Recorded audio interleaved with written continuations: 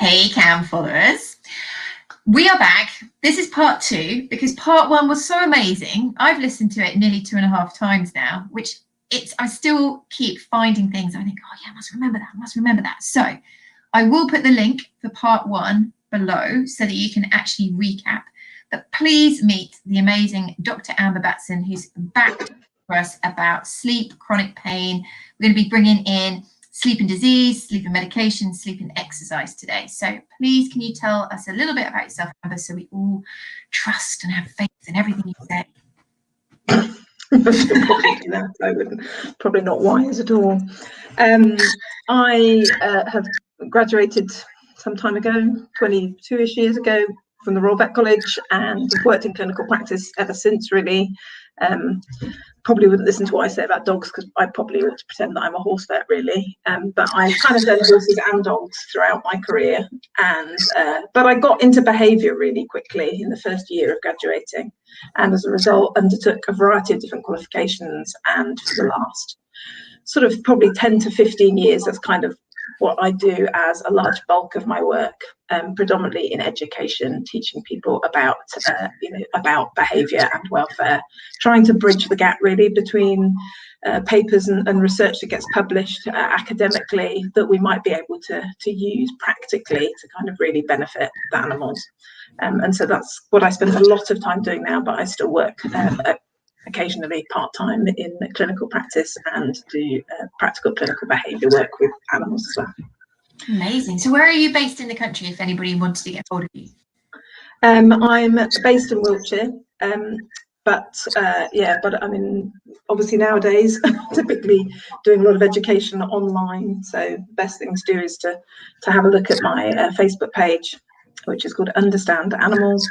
And then you'll find out a little bit more about what I'm up to, I suppose. That's probably the best way. Yeah, it's a good page, good page. Cool, okay, so the last live, I can't condense it and do a summary. I think people really do need to listen to it because we covered a huge amount of topics. So shall we just dive straight into medication and sleep rather than trying to recap? I think that's probably fair. Yeah. I mean, I suppose we could just recap by saying, a couple of key points about dogs and sleep. If you missed the last one, then we were talking about that, of course, just like in people, there is a bit of a range of what's probably normal for the adult dog.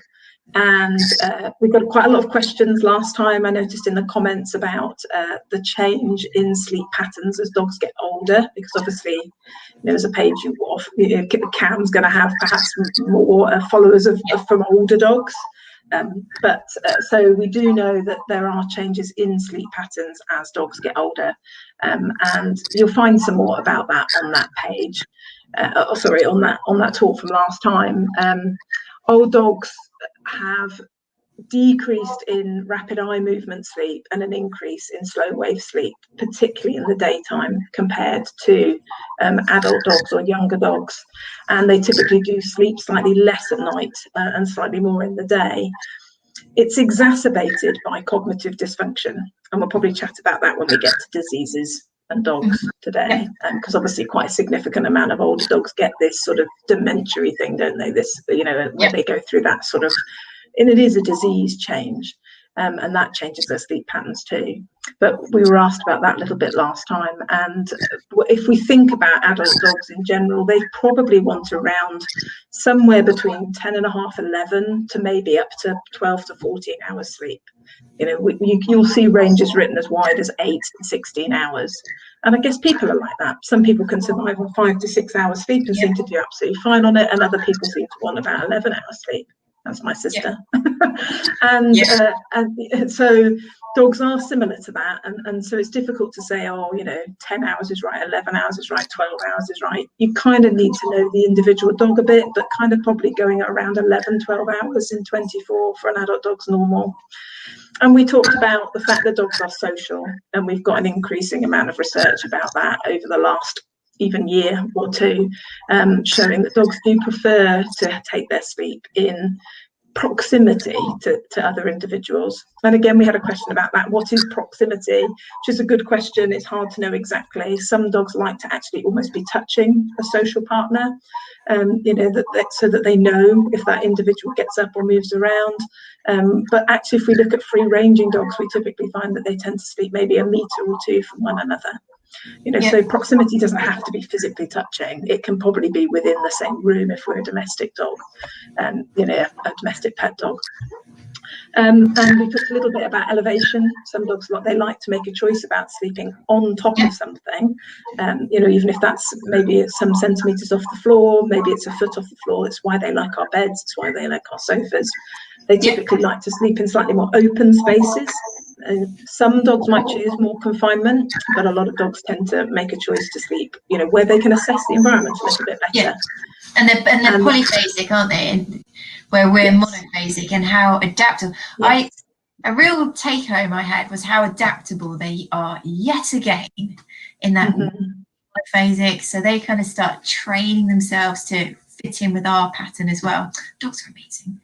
They are exactly. So it's probably the main bits of it, really, you know. And they do need to lie flat out to get proper quality REM sleep, or they at least need to have their head and neck supported.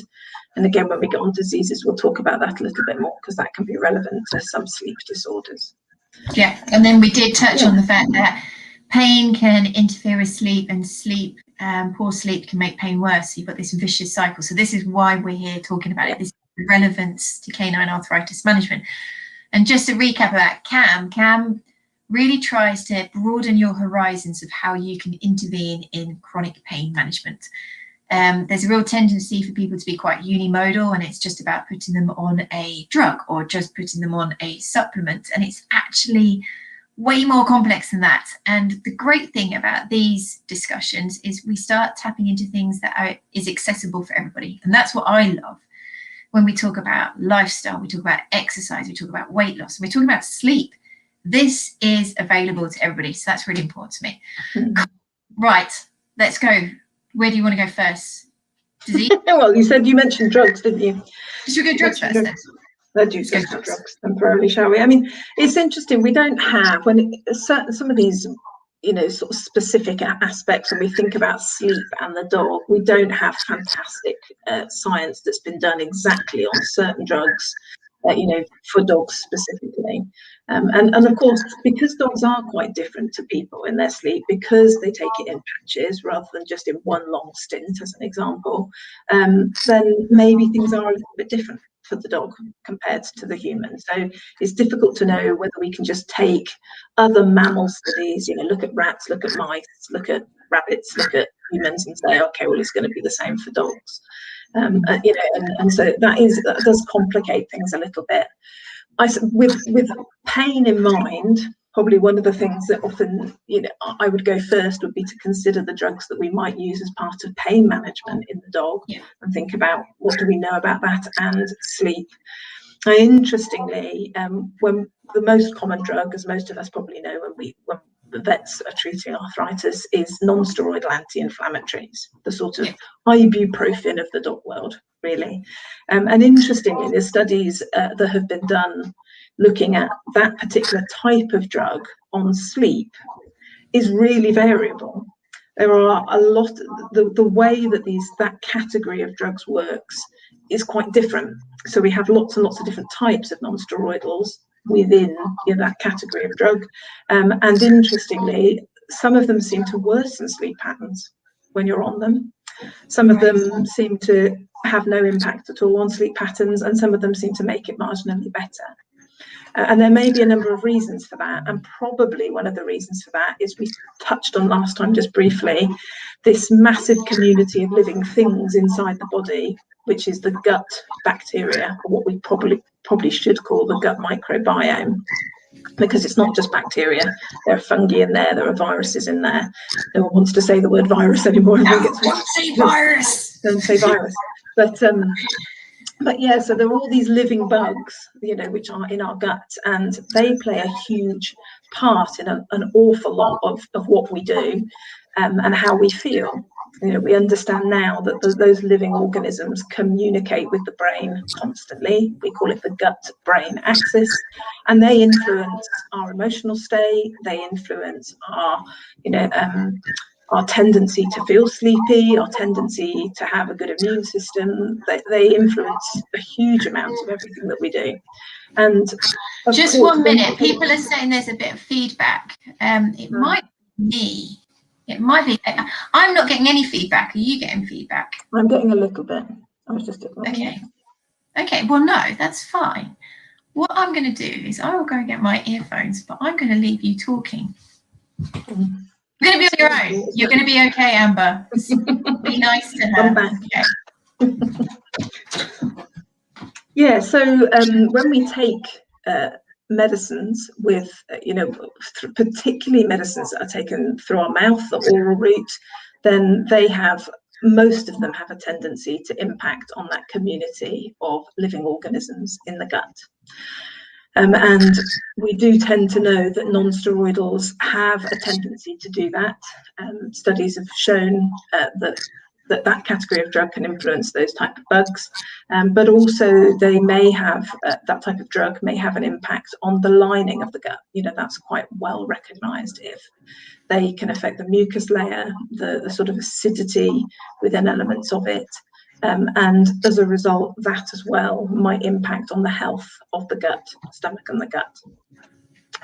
And when we think about that, it's a possibility that may lead to some discomfort for the animal as well. We know in human medicine that people who take non-steroidal anti-inflammatories for any length of time can have some ulceration in their gut or certain other causes of discomfort. And quite often I'll put on medicines to kind of try and offset that change. So it's a real something we need to recognise more in veterinary medicine, that category of drugs can influence the health of our gut ourselves. You all right? I had to run down the garden. Okay, but you're back. Right. Carry on. Yeah, so I'm sure I know that Cam has done previous events talking about the use of non-steroidals in dogs. Obviously, we know that there are these different types of them, and some dogs just seem to get on with some categories of that type of pain relief better than others. And it is possible that if we've got a dog and perhaps we feel that they're not sleeping as well as we would like them to, they're getting up more frequently, they're kind of looking unsettled, they're not looking like they're taking, sort of half an hour at least in a period where they really settle down, get comfortable, have a good sleep, then perhaps reconsidering even just what type of non-steroidal anti-inflammatory drug, or might be a discussion to have with the vet. Certainly I come across dogs from time to time, they've been put on that category of drug and actually, their pain symptoms aren't really improving. And then we change them to a different type of non-steroidal anti-inflammatory drug, and it seems to suit them a lot better. And part of that may be the effect that category of drug has on the gut itself. Do you know what? I can totally relate to this. When I was a young vet, I had the confidence to suggest to somebody, let's try a different non-steroidal. There's potential that your dog's not responding so well to this one. And so we swapped from one onto another, and it was a disaster because the dog's it was just so sleepy. It was terrible. They were like, he's really not himself. And we ended up swapping back. And at the time I was like, wow, I didn't see that one coming. Yeah, no. Yeah, it's interesting. I had a client actually quite recently, a behaviour client who, with a dog that is quite reactive to noises. That's actually what she came to see me about. Well, didn't come to see me, but I met on Zoom virtually. And and interestingly, she decided to, not really particularly related to our discussion, but decided to take the dog off the non-steroidal anti-inflammatory that she'd been on for quite a long time, several months, because of possible issues in her stifle joints, in her back legs, her knees, as we may call them. And actually, when they took the dog off the medicine, they found that behaviourally she was much brighter, more active, less sleepy, seemed, a lot more happy, they described her, And whilst I would say most of the time as vets, we typically find it's the other way around, that the dogs feel better when they're on more pain relief, if we're suspicious of joint problems. That's not always the case, No. Of drugs may have a different impact on them. So it's, and as I say, this element that we see in human medicine of ulceration in the gut, or also just discomfort that's perhaps influenced by the way that drug affects this huge living community of organisms in the gut. We think about that a lot more in human medicine. You're not typically put on long-standing non-steroidal anti-inflammatories without being put on sort of gut-supporting medicine. Yeah. And interestingly, there has just been a new paper that's been published looking at how non-steroidal anti-inflammatory drugs in mice, I appreciate this is a laboratory situation, can influence quite significantly this gut population, this gut community, and how the changes that they saw were actually offset by putting those mice on I can't remember if it was a prebiotic or a probiotic, but basically giving something to influence that bacterial community. That's interesting, because I know that I've listened to people lecturing about using the antacids alongside non-steroidals, and how there isn't anything really in dogs to suggest that's a good idea. And in fact, it's a bad idea, because they're much more likely to get ulceration if they were. It's going to be much lower down the digestive tract, and that means that you're not going to get the more clinical signs that give you a warning that something's not quite right, because it's more likely to be duodenal ulceration. It's boom, then they're unwell. So using antacids alongside non-steroidals has to be done very, very carefully if you're talking to your vet. So if anybody's thinking, oh, I've been given a load of omeprazole when I was on, I've still got some left over, I'm just going to be safe and start giving it to my dog because that's what they did for me, do not do that. Do talk to your vet. But I think what I love about this is it's a balanced conversation, in that at no point have you said, oh, they're bad.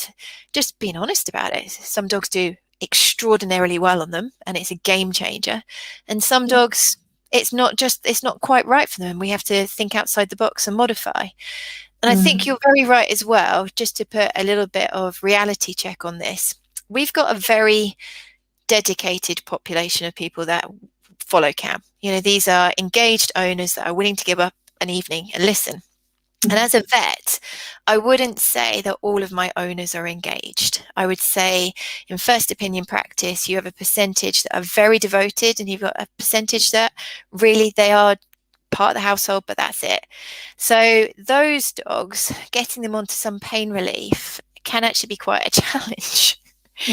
And you find that a lot of these dogs will come to you quite late, won't they? The clinical signs have not been picked up early. So these dogs really do benefit from pain relief. So like we said before we went live, nothing's binary. It's not a black and white situation. It's a case of looking at that dog and what that dog needs.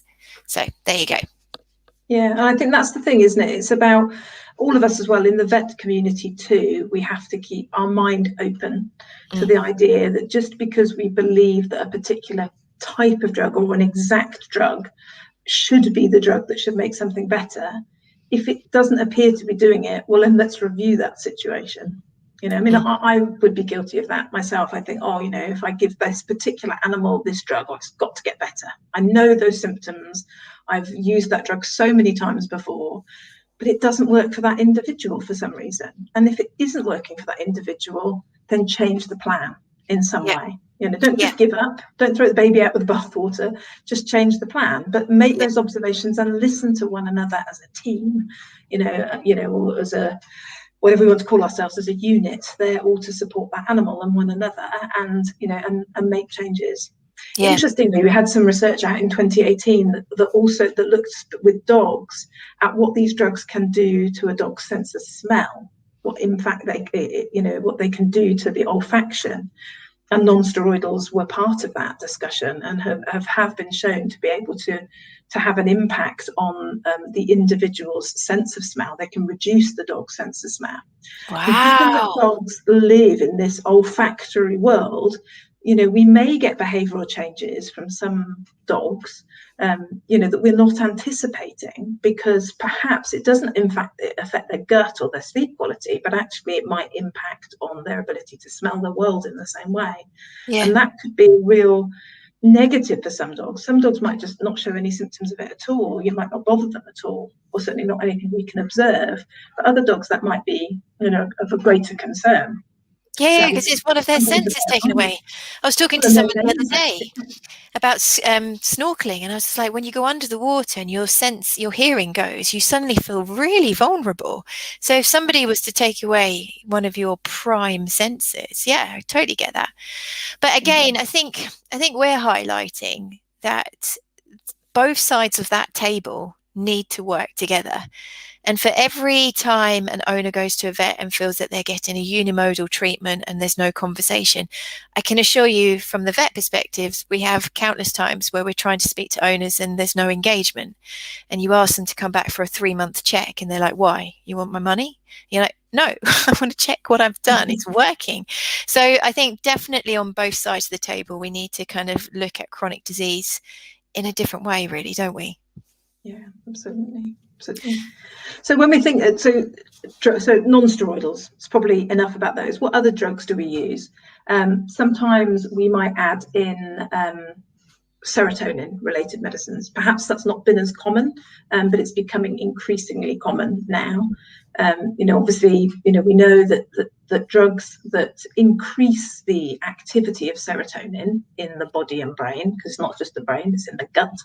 90% of the body's total serotonin is in the gut itself. Wow. So, you know, when we give drugs that influence serotonin, they're probably having their biggest effect on that community of bugs in the gut again. And that's then communicating to the brain to have an influence on that. So when we give drugs, so, you know, people might think of them as what we call antidepressants, because they're typically the drugs in human medicine. That's what we call them for drugs that work on serotonin, you know, to have an influence on serotonin. Selective serotonin reuptake inhibitors, things like fluoxetine, as an example, which a lot of people have heard of, Prozac.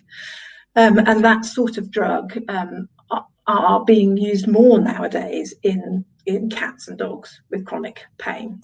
You know, the antidepressant category. And I remember a long time ago, it's a long time ago, that's really bad thing to say, but when I was in my 30s, forever ago, it would seem, I had problems with really bad back pain with 2 prolapsed discs. And I remember my spinal surgeon saying to me, oh, perhaps we ought to put you on an antidepressant. And at the time, I was a bit like, but I'm not depressed. I don't need to go on antidepressants. I'm in pain, but I'm not depressed with it. But actually, he didn't communicate to me at the time, you know, this link between, well, actually, those drugs might help you modify your pain better. It's not because I think you're depressed. It's that you might help you modify your perception of the pain. And if he'd have explained it like that to me, then I probably would have gone for them, to be honest, at the time. Anyway, you know, life moved on and things gradually over a long period of time improved, so that was fine. But it was only much later that I started to realise, oh, perhaps that's why he was offering me that category of drugs. Yeah. And so, of course, we use them now, but interestingly, particularly fluoxetine, these SSRIs have been shown to decrease sleep quality in people. And, you know, I'm not aware of any specific research that has looked at that in dogs clearly enough, you know, but given the way that the process by which that happens, it is likely it would probably happen in the dog as well, probably. So we could be going yay, but also nay at the same time. That's the problem, isn't it? And you know, so and that is a discussion now in human medicine quite frequently, it would seem. It's the same as other drugs, benzodiazepines, quite commonly, you know, are used for individuals who aren't sleeping very well. You know, so diazepam, alprazolam. So we may have heard of those. Diazepam is Valium. Some people will have heard of that, or alprazolam as Xanax. You know, you typically will see people on television programs popping these anti-anxiety kind of stress-reducing medicine, we might call it, or taking them for sleep purposes. And again, we know with benzodiazepines that overall they are not good sleep promoters. They may make people feel like they've had more sleep because people are sort of a bit dissociated when they're on them. They feel a bit sleepy. They feel kind of less anxious about things. They're not worried about consequences. But actually, when we've measured the brain electricity during sleep, we tend to find that they overall increase slow wave sleep but decrease rapid eye movement sleep, and as a result we lose the benefits of rapid eye movement sleep, and that can have a significant impact on that individual. So nowadays it's considered not appropriate in human medicine to put people on long-term benzodiazepines where possible because of the impact it has on their sleep architecture. So we're not typically doing that commonly with painful dogs. But interestingly, we do sometimes do it with dogs, particularly when they get older, dogs whose sleep patterns are changing. They are sleeping perhaps more in the daytime and less at night. The owners therefore are being woken up more frequently, and we start to think, well, what can we do to get that dog to sleep more during the night so they don't impact on the owner? And I don't mean that in a negative way, but we all need a good night's sleep, and this is that difficulty about living with a species who sleeps in a different way to us. If we're being woken up a number of times in the night, that's okay perhaps for a week or two, but if it's going on for months and months or years, then that's not going to help us and our relationship with the dog either. So it's not uncommon for vets to think, what could we do to help this, and perhaps prescribe benzodiazepines to help the dog sleep overnight.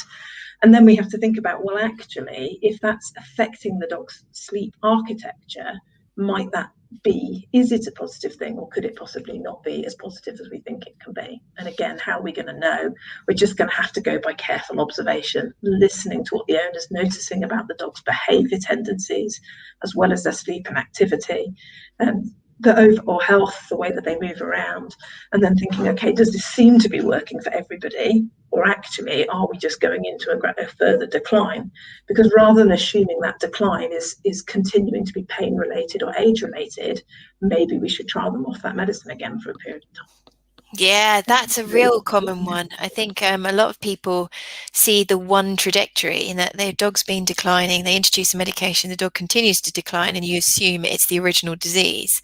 But do you know what? That is a difficult conversation to have as a vet, saying, whoa, I've just put you on this medication that I heart and soul believe is going to make a difference. Oh, I'm just going to take you off the medication because I believe they're complicated conversations that you have to have a really good relationship, don't you? And time. Yeah, absolutely. It is, and of course that's always a pressure in veterinary practice, isn't it? And for most of us, so it is difficult, and hopefully more and more practices do seem to be becoming aware of the fact that perhaps with an aging population or an increased percentage of a population that are suffering from chronic pain conditions and are potentially senior or geriatric as well, that we need more time for that specific area of practice, or we refer them to individuals who are running pain related clinics or giving pain related advice. So and that might be kind of a useful thing to do. But it is, and I know it's so frustrating because we always just want to hear, would it be easy if we could just do the following? But the point, going back to part one, the better the dog's sleep quality can be, it's highly likely that will be a really effective way of helping them to modulate and perceive their pain differently based on what we've learned in other animal models and in humans. But to think that we can achieve that through medicine is a more complicated thing. Yeah. Medicines can help, and we do have a paper that was done in 2019 that looked at dogs being put on meloxicam, which is a common non-steroidal anti-inflammatory, dogs who've got osteoarthritis, and showing that they did seem to have improved sleep patterns when they were on that medicine. But as I say, that like many studies, it wasn't a huge number of dogs, and it may be that some of those individuals didn't do quite as well as others, or if the sample size, the population size in that study had been bigger, maybe we'd have seen a greater difference between kind of the overall effect. So yes, it may help if we reduce the pain, you'll sleep better. But we have to bear in mind that sometimes these drugs might actually not allow the animal to sleep as effectively, and as a result that might decrease the improvement in their sleep perception. So for people wanting to observe their dog's sleep and be able to make these judgment calls, say 2 to 4 weeks into starting a new medication, Is there a way that you can actually quantify the quality of your dog's sleep? Because you've got the twitching, when they're, you've got the, oh my God, are they alive? But on the whole, that can be quite hard to judge. Did you have a good sleep? Yeah, no, absolutely, it is difficult, isn't it? And I think for me, the important thing is that you know that across 24 hours, not just at night or not just in the daytime, they are regularly going into what appears to be a sleep pattern. So how do we know that they're actually choosing to lie down, and that some of the lying down might be curled up, but some of the lying down should be led flat out in some way. And they should be doing both of those things realistically. And that when they do that, they're able to then maintain that position. They would have their eyes closed. And when they're doing that, then they're maintaining it for at least 20 to 30 minutes, probably in most circumstances, before they get up and change position. And then what you can do is you can look at their breathing. Like you say, in slow wave sleep, you get this really slow breaths that you think, are you even breathing at all? So if you're getting periods where you think, I can't even see if my dog's actually breathing, then at that time they're no doubt they're highly likely to be in a sleep pattern. And then of course you also get this, we said last time, probably about a quarter of their total sleep is in rapid eye movement sleep. So that is the woofing. That's the, my legs are twitching, my eyes are flickering about, my tail might be wagging, woof, woof, woof, woof, woof. And then of course we've got much faster breathing. And I think the majority of us recognize that particular sleep pattern. If you're looking at a dog and thinking, actually their breathing looks pretty much like it normally looks, I can kind of see them breathing, and their eyes look open, they look like they're looking at me, then they're probably resting, not sleeping. Right. And so if they're resting and not sleeping, then that doesn't count for their sort of minimum 10 to 12 hours in 24. Resting is on top of that, not part of that. Good point. That's a good way of kind of getting an idea. As long as you're seeing it, that sort of change in breathing happening, the eyes being pretty closed. I mean, I appreciate when they're in REM sleep, sometimes you see the eyes sort of flicker and you can see the whites of the eye, but it's not the same as when they're just looking at you or even half looking at you. So, if you're getting those changes and you're getting them sometimes in the day, and as far as you're aware at night as well, and you're not hearing lots of pacing and getting up and down frequently, then highly likely, then that's appropriate amount of sleep for them as an individual. Okay. What about the last few meds that we commonly see? So the gabapentins, what about that sort of thing?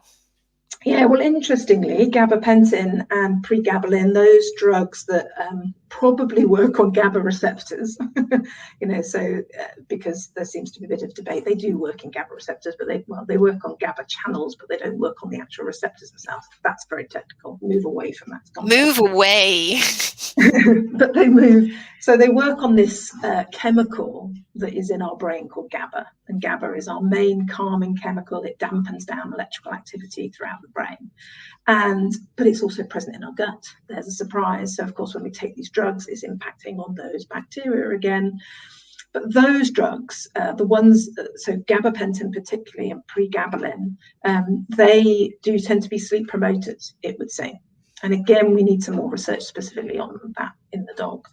But they actually seem to help the situation rather than hinder it. So we do need more research, but there's not any evidence that they're detrimental to sleep patterns. Right. And I suppose the other two categories of drugs that we sometimes see used are opioids from time to time. So we'll all be familiar with morphine. That's not very commonly given to dogs, but we have kind of very similar drugs that are used. And that those opioid categories, they overall are not very good with sleep. They definitely seem to reduce the quality of sleep that individuals get. And the other one would be steroids. And does that include like the synthetic opioid tramadol? Is that in the same? Yeah. Yes, probably as far as we know. So that's probably all of those, isn't it? Really, I suppose. And then amantadine, so an NMDA receptor inhibitor is another common one over here. Yeah, it is. I'm not aware of enough research that's been done on that, to be honest, to look at it. yeah. So, and I don't think, I'm thinking, could I try and guess? But I don't think that's really appropriate. No, you no. know. So I don't think antihistamines are another one that we sometimes get asked about. Yes, somebody did why. ask that. Yeah. Yeah, because obviously dogs aren't on antihistamines very often, typically, but antihistamines have been shown overall to, again, it's very complicated, isn't it? But they tend to change the sleep architecture. Yeah, so the amounts of slow wave versus REM sleep, which probably isn't ideal for the dog. Right, because I know that antihistamines are always, they could make you drowsy. And a lot of people say, hey, I take a Piriton before I go to bed and then I sleep all the way through. So that's another one of those myths, really. Well, it is, and it's a little bit like the benzodiazepines. It's a little bit like Valium. You know, if people, and I think I said last time about drinking alcohol, you know, when people have drunk a lot of alcohol, you know, they know that they were out for the count, they may say. But the problem is when you do that, and of course, alcohol is a bit like benzodiazepines because it works on that GABA type, that GABA chemical again, that it totally influences the actual architecture you get of your sleep.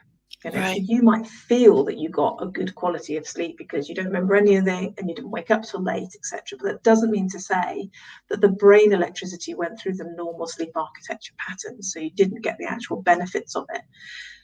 And most of us know that because we know that the following night, we, you know, after we've drunk too much alcohol and had what we consider to be, you know, gosh, I was out for the count and I slept in late, you feel rubbish, you feel really tired. And you might put it down to the partying you'd done the night before and all the disco dancing or whatever it was. But actually it's because, or some of it is because your brain electricity didn't go through the right cycle. No. And that's what happens with a lot of drugs that make us feel drowsy. You know, and trazodone can fall into that category as well. Yes. So trazodone is a bit of a complicated drug, but you know, it works on a very specific type of serotonin receptor, and so you know, and it is known in dogs in particular to make them quite sedated. Yes. You know, it's quite commonly, and so there's a bit of a debate in behavioral medicine about whether it truly has any anti-anxiety effect, which is often what it's used for, because we believe that certain serotonin drugs do have a sort of fear-reducing effect. So trazodone is sometimes given for that. But when you give a drug that creates a sort of sedative effect, is the animal actually experiencing less fear? Or are they just not showing that fear because they physically can't move their body? And so there's always a bit more concern about using drugs where they seem to have quite a strong sedatory effect to know whether or not they also have an anti-anxiety effect. And Karen Overall, who's quite a well-known behaviorist in America, talks about medications a lot.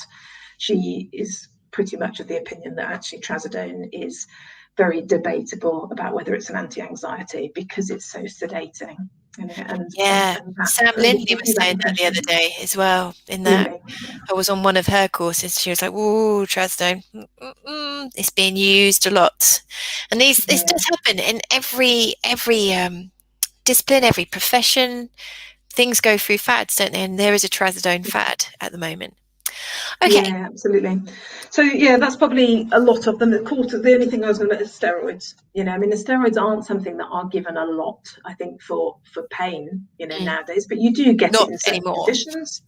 Yeah, exactly. You know, when I was a graduate, it was quite common for dogs to go on that sort of drug. We didn't have many non-steroidals available when I first graduated, but they're still used occasionally. And I still think, perhaps this is my age, that sometimes they can still have a place in certain, perhaps more end-stage conditions or very strong. I was just going to say that conditions.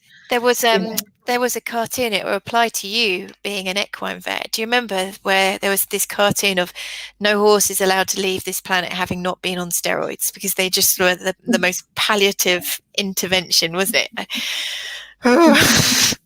But yes, so some people do still use it end stage. And also we've got quite a big immune mediated polyarthritis fraternity here as well. So what about them for sleep? Well, unfortunately, steroids definitely decrease sleep quality. There's no doubt about that. From an evolutionary point of view, you know, that we produce cortisol, you know, a steroid, when we're in a chronic stress state. And, we talked about that a little bit last time. I said, if you're a koala in a bushfire, very much you're going to be producing cortisol, and cortisol is there to keep you going. It's to keep you moving. And if you're in a situation where you're trying to get away from something that is potentially damaging, life-threatening, and it's going on for more than minutes, going into perhaps hours or days, it's not the appropriate time to go to sleep. No. So cortisol inhibits our desire to sleep and our ability to sleep. And most of us know that when you're stressed, you struggle to sleep well, if at all. And interestingly, synthetic steroids do the same thing. So they doesn't mean to say we can't get any sleep, but the kind of duration of it and the quality of it is going to be poorer. And there's been quite a lot of research in that in humans, and a little bit of research in that in dogs.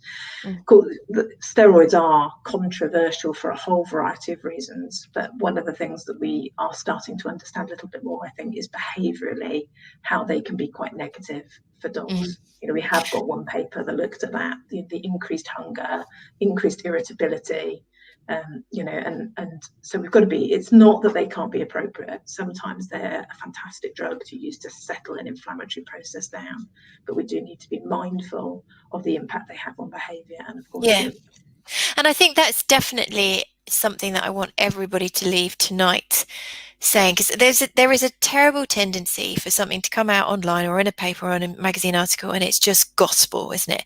And I want people to be clear that Amber's just said, in their place, they can be game changers. There's many animals that benefit from a non-steroidal, be it tramadol for that situation, be it a steroid. But there's definitely got to be a working relationship between the vet and the owner, of both parties trying to get the animal into the best possible state that it might be not reliant on said medication. And that's actually a real challenge. Going back to non-steroidals, I was at a rehab centre today just checking out, and they've got a big population of overweight dogs. And I was saying, what are you going to do about this? And they're like, do you know what? They just don't listen. It cannot get through to these owners. And that is a classic example of being forced to stay on a high dose of a medication because that background work isn't being done. And I think you're kind of really highlighting that many of these drugs are used for a period of time, and there's a big chance we might be able to come off of them if the background labour is done. Is that fair to say? Yeah, absolutely. I mean, it is different. Look at us ourselves. We may have a chronic low-grade inflammatory pain-related condition, but sometimes we know that by doing the right exercises, physiotherapy, hydrotherapy, by sleeping well. So I said last time, this study that's just come out in Denmark about, that actually, probably one of the best modalities we can have in chronic pain is to get the patient having decent sleep. And it's chicken and egg, because if you're in pain, you're not sleeping so well, but it's more than that. And if we can do that background work, if we can, reduce their weight, and, it's complicated with arthritis patients, isn't it? Because obviously their weight bearing lameness, we can't just say, okay, we'll stuff it, let's take you out and do lots of exercise. Perhaps that leads us on to the exercise, a brief little bit about exercise, but that's why things like hydrotherapy or water treadmills or just some sort of supported exercise can be so useful, alongside obviously diet. But we know, and we have studies in dogs that show that diet restriction alone is not effective, and behaviourally can be a nightmare as well. And that's why I think sometimes we get this poor compliance in owners, is because owners are living with that dog who's begging for food and looking miserable, perhaps being ratty, and they're just like, I've just got to give them some food. And Sharon Crowell Davis did some work on this some time ago, looking at how you do need to combine dietary restriction with exercise increase, just as is obvious thing really, to make sure that we don't get unwanted behaviours that might drive poor owner compliance in following the diet. But when you talk about exercise, that doesn't have to mean a jog around the block. It can be a little walk around the garden. It can be just keeping them up and moving. And talking about balance and things not being binary, there's a lot of people out there that think you can exercise the weight off of a dog, and that's really far beyond the truth, in that I think it's something like 127 calories for a 20 kilo dog doing something like 20 minutes exercise. When you look at it, you go, Whoa, that's not fair. I've just given up. So it is, again, it's a balance. It's not kind of hanging your hat on one peg only. Absolutely. Yeah. I mean, I think, you know, a lot of dogs actually is one of the things I talk about behaviorally, I educate a lot, is that unfortunately, and it's because of a lot of the time our lifestyle, dogs are actually getting a lot less exercise than they would be in nature, you know, what they've evolved to undertake, because they would be moving around the environment. But when we look at their exercise patterns, one of the things they have not evolved to do very well as a species, interestingly, is fast exercise. Right. You know, they don't have the same muscle fibers that we have to do what we call anaerobic exercise. You know, so they're not so adapted at sprinting as we are as a species, interestingly. Really? Yeah, absolutely. And I know that sounds crazy, and people will be thinking, yeah, but what about lurchers, or, you know, what about sprinting breeds? No, when we've taken them to pieces and looked at what they're made up of, actually there's not really any difference in their muscle fiber types. Right. You know, so it's, you know, one of the biggest limitations to the dog in terms of fast exercise as well is hyperthermia, getting too hot. You know, and, you know, this is a real issue for a large number of breeds, because we bred them to be fatter, hairier, and because they can't sweat, they can't lose that heat. And of course, the brachycephalic dogs, they have a real problem with this, being able to lose heat because of the way that they're breathing all the time. So, you know, we have a whole host of breeds that have problems with that heat loss from faster exercise. There's a fairly new paper has just come out looking at trying to highlight this year. It was published sometime last year, but looking at how there's a huge focus in the summer in the UK about dogs dying in hot cars. And the paper is entitled, you know, dogs don't just die in hot cars, they die, you know, in hot weather from exercise too. They have a much catchier title than that to that paper. But you know, that's really true. And so we need to think about that, because, you know, quite often people think, okay, well, the best way to get weight off them then is to do faster exercise with them, you know, or take them swimming. And actually, even swimming, even though it looks very sedentary, it's not that natural a thing for a dog. So it's really, really hard, cardiovascular, heat-producing exercise for dogs. And as a result, it can be a huge stressor for them, because if you've ever tried swimming in a hot tub, then you'll know how uncomfortable it is. Horrible. You know, I mean, you can't even sit in a hot tub, but if you started trying to do any exercise, it's really, really awful. And that's probably the situation a lot of dogs are in when we make them do too much fast exercise. So this concept of doing more frequent strolling around the garden, going out and investigating, and increasing the overall activity in the day, you know, in patches, and allowing them to sleep in between, probably a far more effective thing to do. Well, it is, because I can remember as a kid, everybody was like, how many calories you burn walking is vastly compared to like running. You know, the step up into running doesn't have the same linear effect in calories being burnt. So actually, just get them up, get them moving around, positive experience. But I do think we extrapolate a lot of what we would do in humans. So we'd be going laps up and down the pool. That's fitness swimming for humans.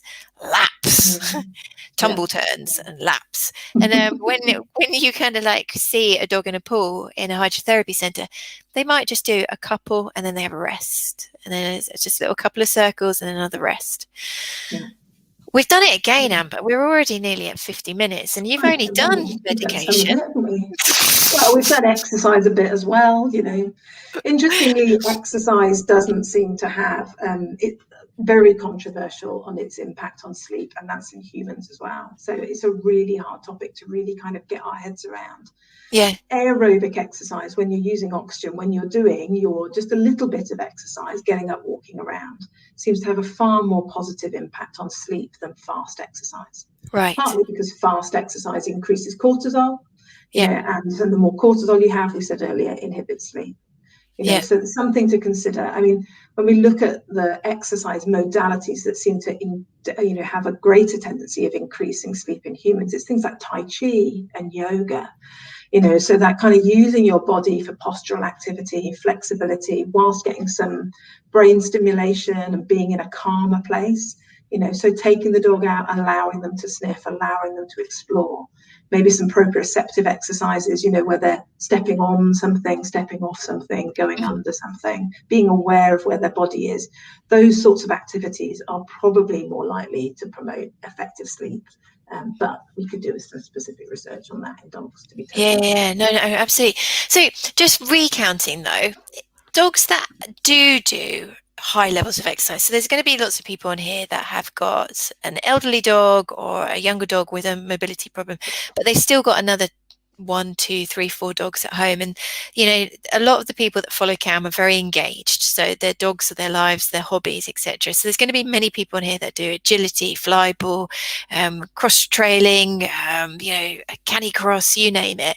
And there's probably going to be a little flitter of, you know, hard exercise. Am I doing something wrong? What would you say for those? Is there a strategy to help these dogs that are high drive, high energy dogs that are doing a lot of physical activity to settle so that they do maximize their sleep? Is there anything like that? Yeah.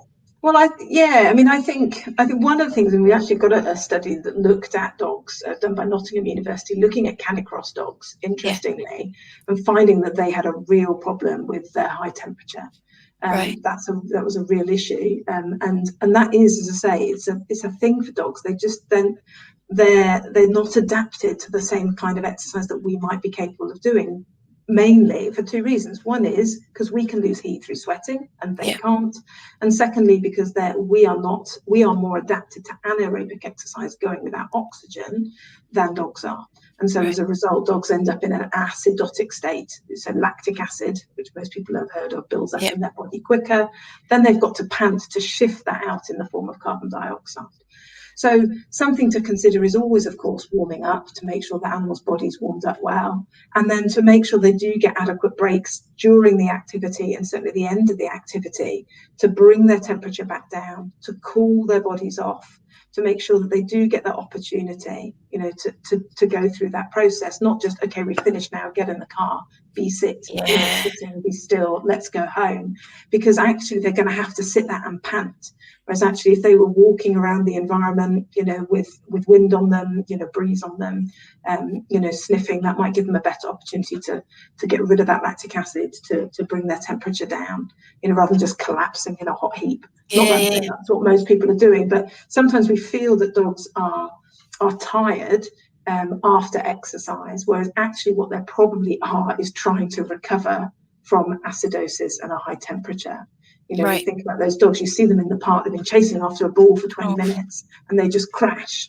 And everyone's got, oh, they're going to have a good sleep now. Well, actually, they probably aren't going to have such a good sleep because their cortisol levels are really high.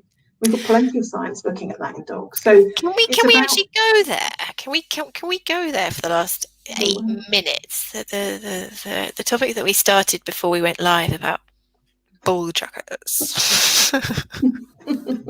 Which I'm going to put a claim to. I have had hate mail about this, and it's almost like I'm slightly proud of it because it's sometimes good to just rock the boat a little bit and talk about something that people possibly don't want to hear. But what's your personal opinion regarding bull chuckers from what you know? Ball throwing, not just chuckers, from what you know, what you've read, what you've experienced. I think it's about repetitive activity, isn't it? Doing something repeatedly over and over again that's at quite a high intensity. So actually it isn't just limited to ball throwing, you know, as in it could be discs, it could be sticks, it could be, you know, all sorts of things. And for me, I always go back to what's normal for the dog. What did they evolve to do? Because all right, domestication has had an impact on perhaps their external appearance, but it hasn't really had an impact on how they're processing all these chemicals and heat and stuff inside. And it hasn't had an impact on the way their joints are formed, as an example. So if we go back to what's normal and we look at how actually they spend the majority of their time quietly walking around the environment with some trotting, particularly when they go on foray, and we need to get our heads around the idea that dogs are scavengers, they're not hunters. And I think back to when I was younger, dogs are hunters, they're pack hunters, they're carnivores. But our understanding of the domestic dog is not that anymore. They are more omnivorous than they are carnivorous, although we still call them carnivores, of course. And they forage, and I say forage, but they scavenge rather than they hunt. So when we think about them like that, their joints, their body, their brain, their blood system, all of those things, the hormones are set up to kind of do a lot more prolonged, sustained, low-level activity than fast sprinting and sliding and stopping. Mm-hmm. And sliding and stopping, where, if I ever thrown balls for dogs, and of course I've done that in my past, and you look at the dog sliding to catch the ball, would they do that when they're trying to catch a rabbit? Yeah, they might do, but they're going to do it once in a day, but actually where they have the option to scavenge, then they don't tend to hunt as much. So, and in a normal environment, that's what they do most of. So even if they were trying to catch something once or twice a day, that's nowhere, like, me taking a dog to a park and then chucking a ball for, 10 times, 20 times, 30 times. So when I think about it like that, I think about, okay, maybe throw it once or twice in a way that, they can run after it, but then why don't I hide it? And actually what I'll do is if I hide the ball and the dog has to run around and find the ball, it's not doing the same sliding and stopping action. And they're probably not running as fast as when they're chasing after something. So I think when we think about what the dog has actually evolved to do as a species in terms of body and hormones and all of those things, then it's important to kind of, just be aware of that, because if we start doing lots of things with them that they haven't evolved to cope with, then that's far more likely why we're going to get toe arthritis, elbow arthritis, overloading of the shoulders. And so that's a really important thing to consider, let alone what impact it may also have on the brain and gut chemistry. Yeah. Back to my community of bugs. I know. We're going to get you back about that. Bugs, but they don't really like lots of fast exercise if the species hasn't evolved to do that. Yeah. So we've had lots of studies looking at this in the horse quite recently too. So, it's and that is communicating with the brain, so it's going to drive behavioural change as well. So, yeah, I think it's. If the dog is healthy and the dog, doesn't have a chronic pain condition already, and behaviourally they're pretty normal, then doing a little bit of chasing after something and some faster exercise and all those things, as long as the dog was warmed up and cooled down afterwards, it's probably not going to be the end of the world. But it's how frequently we do that, and the duration that they do it for. And just to make sure that we mix up those exercise patterns, that ones they're warming up, cooling down, really important. But then maybe, all right, do it for a couple of minutes, but then let's go do something else. Do something else. Stuff. I'm going to just go at it from a completely non-academic, from a first opinion vet dog owner side. I've had countless dogs that dramatically improve their pain state when we stop those activities. So anecdote kind of case series over 20 years, stop kicking the football, stop kicking the tennis ball, and the dog actually has the ability to have some tissue healing. Yay! So that side of things I've also seen with my sister's dog, and it's in the owner modular course, is the fixation on these toys, these repetitive behaviors. So she had cervical disc disease. We never knew this, and one day she collapsed, but she had been a compulsive ball chaser all of her life, compulsive. And even when she had nerve root signature, which is when you're getting a compression of the nerve, and so she's lame on her forelimb because of the slip disc in her neck, she was still after the ball. And you just sit there going, good God, that's neuropathic, significant pain, and you're still willing to play ball. And my final anecdote, get in there, Hannah, is that I had a sweet, innocent dog until people started throwing things for her. And during the first lockdown, I was walking with a guy called Luke Gow, and if he's watching it, he'll go, oh no! And he used to just keep picking up sticks and like lobbing them here, there, and everywhere. And she's absolutely focused. And it was really frustrating because if she's off lead and somebody's got something in the distance, be it a stick, be it ball. She wants to be there. And it's getting to a point that you kind of think, oh my God, you know, I don't want to have to keep her on the lead, because every time somebody picks up a stone and throws it for her because she's there, please throw me something, they just reinforce it, don't they? And she's just going to keep getting so I guess one of the things we have to ask ourselves when we think about that, and this is not a CAM subject, but I'm just going to chuck it in there because you brought it up, is we have to ask ourselves, why would dogs get so fixated on things like that? Why do people develop compulsive disorders? Why would dogs have that tendency? For me, some of it goes all the way back to puppies. We set them up for this because when they're puppies, a lot of people, and I've done it myself, I'm not I'm not blaming, you know, everyone who's not me. The first thing we do is say, puppy, where's the ball? Where's the squeaky toy? And we encourage in this rapid brain development phase, you know, when they're 7 weeks old, 8 weeks old, 10 weeks old, chase the ball, look for things that are moving. And, you know, and as a result, we're hardwiring change in their brain that sets them up in the future to want to fulfill activity in that part of the brain. And then, you know, once you've started it, then and it feels good, you've got to ask yourself, well, why would they prefer, like you say with your sister's dog, why on earth would the dog actually risk damage to her body? I mean, that's maladaptive, isn't it? You know, you've got pain in the body, but you're going to actually worsen that pain because you're just not able to let go of something which is actually damaging you. Why do you need that level of coping strategy in your life? What's missing? You know, and that's really important when we address compulsive disorders in dogs. We can't just say, well, let's take it away, you know, when we've got a true compulsive disorder, because sometimes it's the thing they're hanging on to, and it's actually driving the chemical change in their gut and in their brain. But actually, we've got to find a way of replacing that over a period of time to get them back into more normal patterns. Yeah. And that's really important. You know, but because otherwise it can mask all sorts of damaging things because of the adrenaline. You know, I mean, obviously you did a great discussion some time ago, which is still on the events page with Kathy. You know, about, you know, why would they keep chasing the ball if it hurt? You know, and it's that condition, that Pavlov classically conditioned release of chemicals before you even start. Somebody picks up the ball, you've not even started the exercise, and you're already releasing adrenaline, internal painkillers, cortisol. You know, and as a result, you know, you don't even feel the pain while you're chasing it.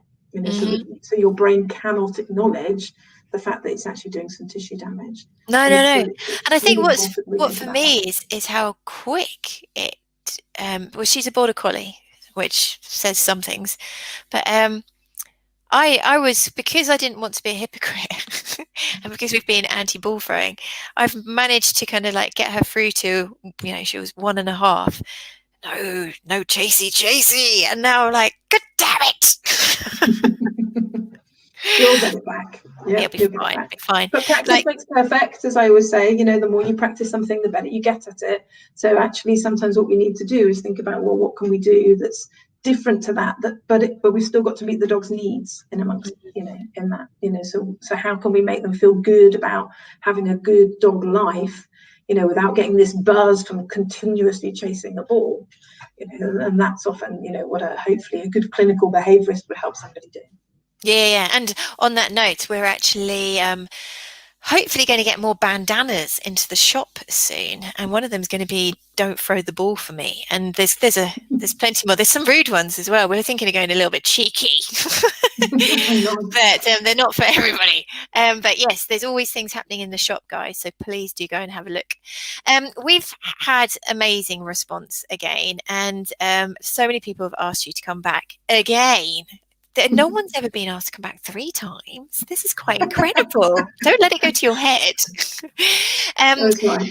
So yeah, I will try and get to people's questions. There was one person just asking about paracetamol. Was there any link between problems with sleeping and paracetamol?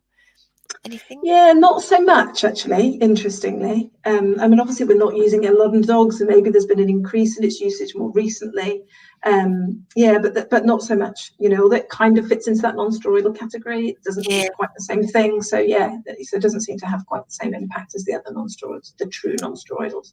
Okay. And then Margaret asks if there are any studies about cortisol levels with different sporting activities, which would be really interesting. So there's a specific paper that looked at that, that compared different activities in dogs whose lead author's name escapes me, to something beginning with C. I will, what I'll do is I will put, as I did last time, I'll put some references together on my page, on the post in the next 24, 48 hours, and I'll make sure that's on there, because begins with C and I can't remember it. But there is a nice paper. There's also a couple of others looking at that, actually, specifically as well. It's all a bit complicated. Fast exercise, cortisol, is dealt with slightly different by the body than what we call psychogenic stress, so like what we might call true emotional stress. And so that's quite an interesting finding in its own right. Does it matter so much? So there's a whole element to consider when it comes to kind of exercise in dogs. But yeah, there are specific studies that have looked at that in dogs and different exercise modalities and what they do. And I think it is just thinking about the dog. It's not that, doing a particular activity with a dog is wrong. Is that right for that dog and that dog owner combination, in line with, their behavior and their health. That's what's a really important thing as far as I'm concerned. Because for some dogs, doing certain types of activities might be absolutely appropriate, but for other dogs, oh my goodness, that'd be a disaster. We've got to individualize that kind of, that process. Yeah, definitely. And the owner comes into that as well. I think what the owner-animal relationship want with life. Somebody just asked, does vitamin C reduce cortisol levels in dogs like it does in humans? Don't know. No, I've not heard that at all. I don't know about that. So I will have to look into that now. Yeah, have a look. Somebody asking, does monthly Cartridge injections have long-term problems? Not that I've heard of. But I have a bit of a problem with monthly Cartridge because that's off-label use, and in discussion with the company, how do you know whether it's working or not? If you're just drip feeding it below the therapeutic level, is it really going to work, or are you relying on it emotionally yourself? So there are a big cohort of vets that do it monthly, but where that actually comes from, not sure. It's supposed to be once a week for 4 weeks, 3 times a year, up to 3 times a year. And what you tend to see is by the 2nd or 3rd injection, you might see a bit of a change.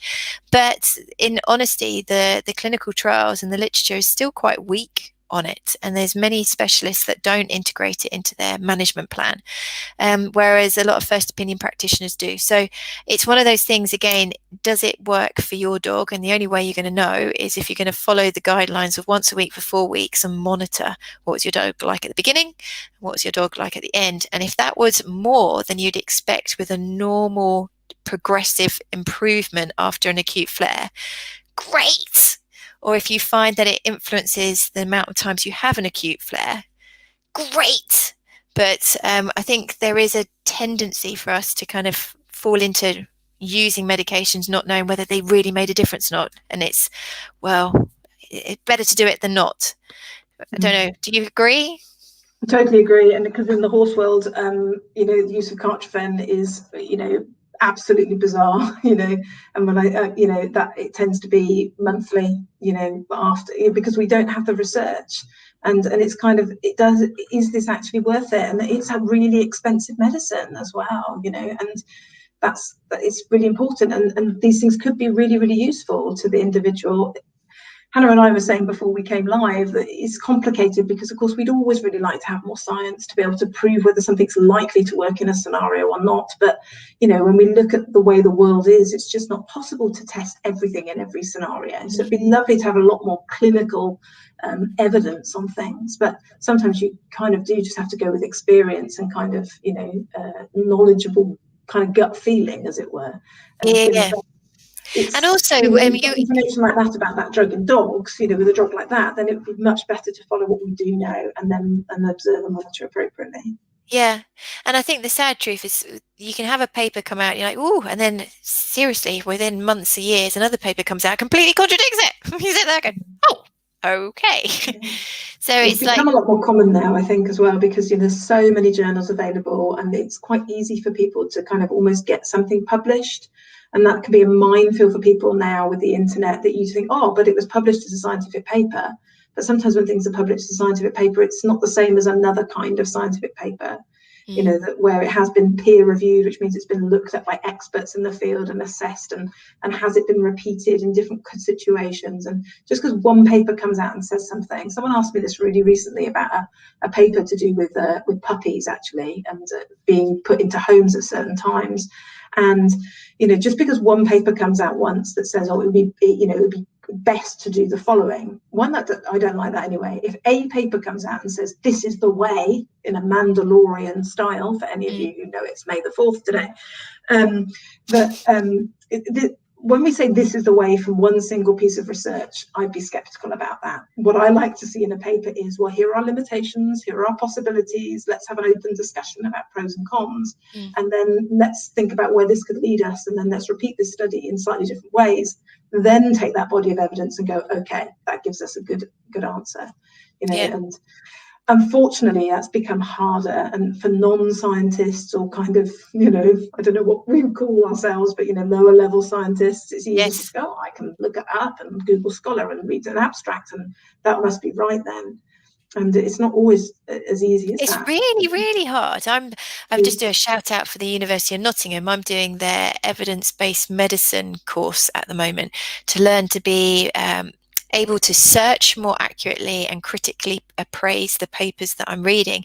And we had one example paper to read, and when you actually read the paper, the abstract, wow, that was not about that paper. Oh my God. I'm afraid I come across that quite a lot. I think, how did you come to that conclusion that you've written in the abstract? Because I can't find it actually in your paper. I can't find it in the paper. Or you've missed a very important point. But no, it is really difficult. There was one other question I was going to tap into before we go. Nutraceuticals and the microbiome. Is there anything about that? Yes, but that's a whole conversation. So, wow, I mean, what a big thing that would be. Yeah. No. I mean, obviously, you know, you put something in your mouth, you swallow it, it's going to interfere with your gut bacteria. That's pretty much the size of it, realistically. So absolutely. I mean, when we think about gut health specifically, maybe not, it's hard, but I say prebiotics, in particular probiotics, definitely we know that they're having an impact on the gut bacteria and therefore inflammatory agents, and that may be affecting our inflammation levels in our body, which might be influencing the disease process and the pain perception. So absolutely, nutraceuticals can definitely have, you know, impact on our pain, you know, whether that's tryptophan or GABA or, you know, all sorts of things that we might be able to take that might influence us. Do we know clearly about all this yet? No, because understanding the gut microbiome is only something we're just starting to wrap our heads around. So it's definitely a watch this space thing. And I think that pathway's both ways. Just because you're given a nutraceutical, don't believe that would never do harm. Surely that's the case as well, because so many people are like, well, it's natural, it's a supplement, it can do no harm. And well, if your dog starts having poor sleep or a deteriorating pain state, maybe it's something to consider as well, isn't it? God, this is a minefield.